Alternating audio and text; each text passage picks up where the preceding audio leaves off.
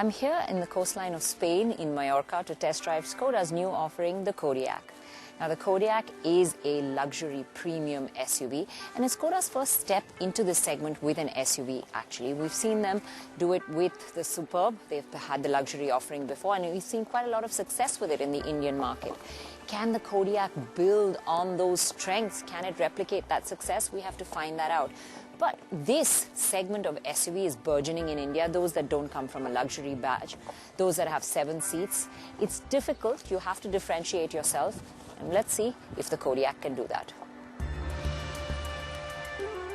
Named after an Alaskan bear, the Kodiaq visually stands out, bridging the gap between big, brawny traditional SUVs like the Endeavour or the Fortuner and soft-roaders like the CR-V and the Santa Fe.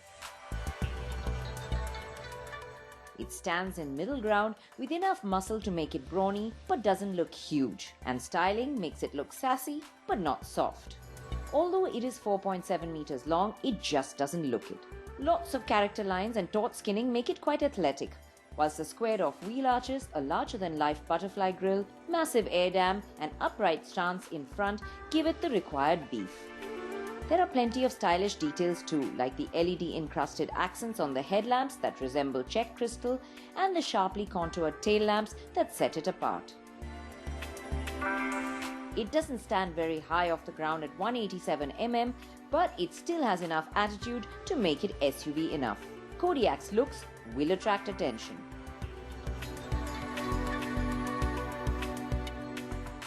The interior of the Kodiaq is conventional looking, but I really like it because it's simple, it's neat, it's uncluttered, and all the materials feel really premium and nice. It's soft touch plastic, there's this nice wood looking textured plastic across the center of the dash. The dials are crisp, clean, clear, and even the infotainment system, it's got one of the best graphics I've seen. You know, it's really crystal sharp, and of course it's easy to navigate. It's very intuitive. You have the Android Auto, you have Apple CarPlay, you have Wi-Fi hotspot, so it comes feature loaded as well. And the cabin itself is spacious, it's airy, it's practical with a lot of storage areas, and of course you get that vital third row of seats. The top-end variant we were driving came with the stitched leather seats, blind spot warning, key wireless phone charging, 3-zone climate control, emergency assistance, smart link, 360-degree camera with a virtual exterior view, and onboard Wi-Fi hotspot. And I'm sure I've still forgotten a few. Apart from this, there are over 30 simply clever little items, but the ones I like best were the umbrella holders in both front doors, the little magnetic torch at the back of the boot, and the pièce de résistance. Now another simply clever little addition is this door guard. This piece of rubber that comes out and folds over the side so that when you open your door, you don't sort of bang it or scratch it against another car, and even the other car is protected actually. I love the way it just sort of folds away and neatly tucks itself inside when the door is closed. That is simply clever and particularly handy for India, where we park our cars so close to one another in building compounds. Let's get to the other feature that Indians will love, the third row. Now you're probably wondering why this interior is suddenly all black, but that's because I'm going to show you the third row in the petrol variant that we have for today, because this is the 7-seater variant. Center row slides 180 mm, so there's a lot of leeway for you to get it forward, but for practical purposes I'm going to push it all the way back and see, you know, how comfortable the back seat is even with the middle row pushed back. A bit tight, really knees up, and I would say good for small kids. But the advantage is that you can move this center row and you can move it quite a bit forward, so you can open up lots more leg room. Still, it's very low to the ground, and I would say at best for kids. I would say quite a lot of boot space for, you know, luggage, even with the third row of seats up. I think you can get 4 trolleys in here, 2 duffels, 1 big suitcase, 2 big suitcases, so a good amount of space. Also, what you have here is a nifty little storage space for the parcel tray, so when you take out the parcel tray, it's not sort of angular and dangling around your boot, it's tucked away nicely underneath. Of course, you have other simply clever features like the little torch that's tucked away into the corner, so you have that as well. And what I like is this lever, because when you flip down this row of seats, normally what you have to do is go down the side and then flip the center row down. But here, you just have one lever, flips the center row down, so you can just put your luggage in easily.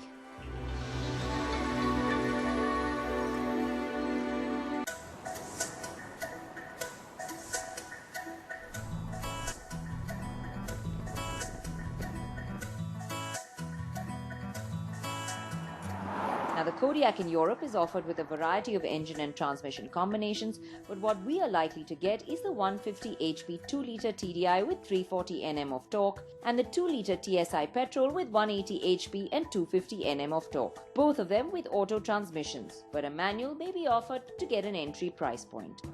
There is a 190 HP diesel as well, which is what we drove at first, but that will not make it to India as it's built to cope with Euro 6 and needs a better fuel grade than we can offer. It will probably make its entry much later when we shift our emission norms. From behind the wheel of the Kodiaq, you don't really feel like you're driving something so big, and that's because the bonnet really doesn't extend far out in front of you. It tapers off, you don't see the ends of it, so it feels quite compact to drive. It's only when you view the width of the car you remember, yes, this is a big SUV that you're driving. Another fact that hits you instantly is how hushed the cabin is. Overall refinement levels are good, and only out on the highway at higher speeds do you get a bit of wind noise from the A-pillar. You know, the initial impression is that this diesel engine is extremely refined. You barely hear it. Even when you push it hard, it's got an extremely refined note. But this engine was built more for the German autobahns, and its strength lies in high-speed cruising.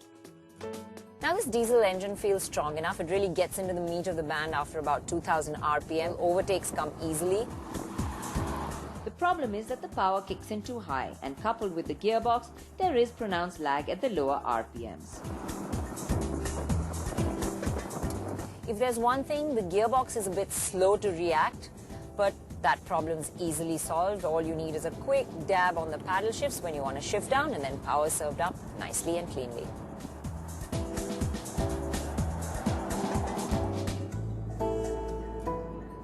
There are 3 driving modes: Eco, Normal and Sport. And Sport does sharpen the responses a bit, but just marginally. In fact, the differences between all modes are minimal. Now, this was the bigger capacity diesel, and it really didn't inspire much from behind the wheel, so I was a bit worried about the 150 HP.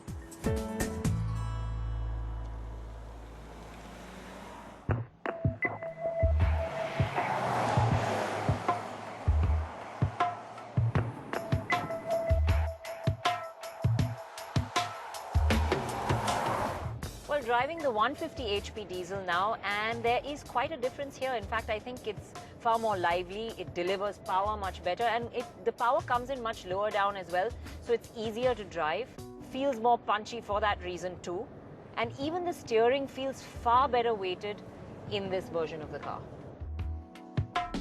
Now, I had renewed faith in the Kodiaq's ability to please from behind the wheel.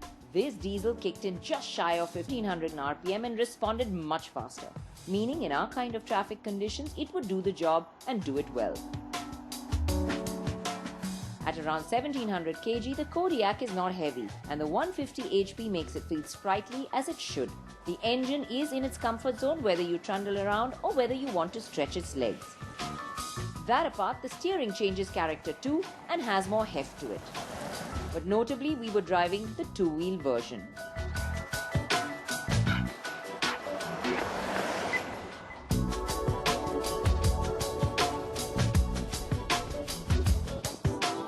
We also did our stint in the petrol engine, and it was everything we expected: smooth, refined, and built up power in a healthy manner.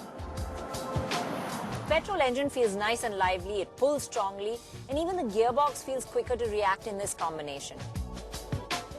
Though the gearbox is a little improved in this combination, it still doesn't lend itself to urgent requirements of power.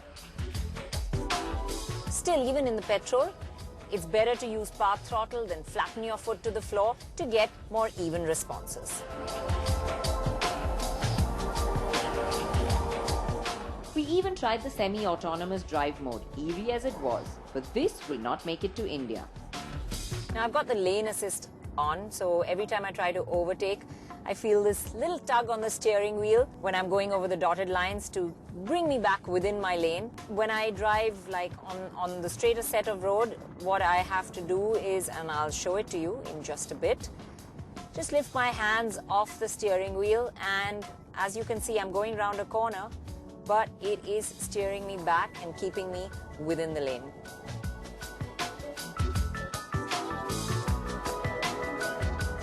When you do put your hands on the wheel and steer, you find the feedback a little bit inadequate.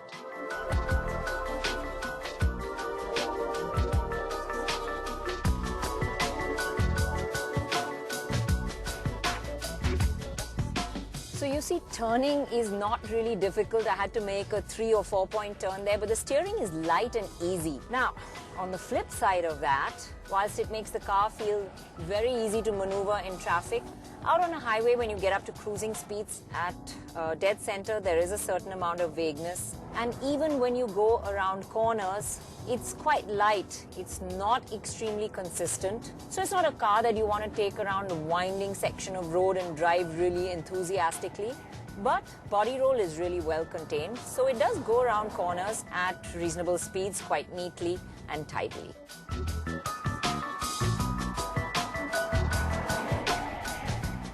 It's the composure of the body that inspires a good sense of confidence despite the steering. So the Kodiaq feels secure enough. Having done the entire gamut from behind the wheel, I hopped into the most popular section of the car.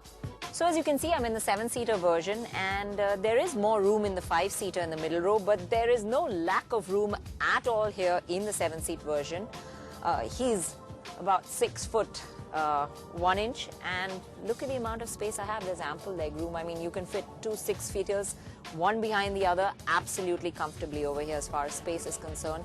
The bench is wide enough for 3 people to fit as well, and I think the floorboard's flat enough for the third person to be comfortable. As mentioned earlier, the center row is adjustable. Now the middle row is on slider, so if you need to open up a little more room for the third row, that can be done as well. And should it be just you, you can push it all the way back and even recline the backrest to get really cushy and comfortable in this back seat. To define comfort in India, the back seat also has to provide cushioning from the road. As far as the ride is concerned, at low speeds it is quite supple, and it does go over the bumps and potholes quite easily. The roads here are a bit smooth, and we'll have to check it further in Indian conditions, but there is a lumpiness to the ride, and it does get caught out over sharper bumps and potholes. The Kodiaq is expected by Diwali next year, and we expect it to be priced between 27 and 35 lakh. Well, the Kodiaq definitely delivers on the core values of Skoda, which are space, comfort, practicality, and clever tech. It also has petrol and diesel engines, giving you good performance. The only thing left is value, so let's hope they deliver on that.